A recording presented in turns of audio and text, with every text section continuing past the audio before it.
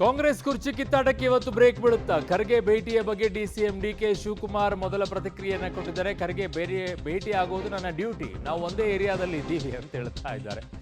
100 metre ಅಂತರದಲ್ಲೇ ನಾವಿರೋದು ಅಂತ ಸದಾಶಿವನಗರದಲ್ಲಿ. So ಹಾಗಾಗಿ ಖರ್ಗೆ ಭೇಟಿಯ ಬಗ್ಗೆ ವಿಧಾನಸೌಧದಲ್ಲಿ ಡಿಸಿಎಂ ಡಿಕೆ ಶಿವಕುಮಾರ್ ಅವರು ತಮ್ಮದೇ ಧಾಟಿಯಲ್ಲಿ ಮಾತನಾಡಿದ್ದಾರೆ. ಏನು ಹೇಳಿದ್ದಾರೆ ನೋಡೋಣ.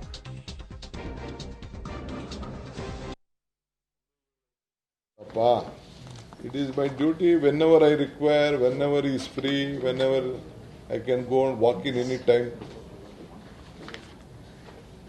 ಒಂದೇ ಏರಿಯಲ್ಲಿ ಇದ್ದೀವಿ, ವಿತಿನ್ 100 meters, 200 meters.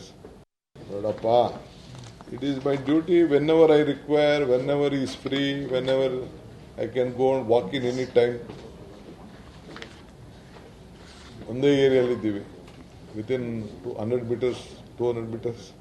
ನೋಡಪ್ಪ, it is my duty whenever I require, whenever he is free, whenever I can go and walk in any time. ಒಂದೇ ಏರಿಯಲ್ಲಿ ಇದ್ದೀವಿ, ವಿತಿನ್ 100 meters, 200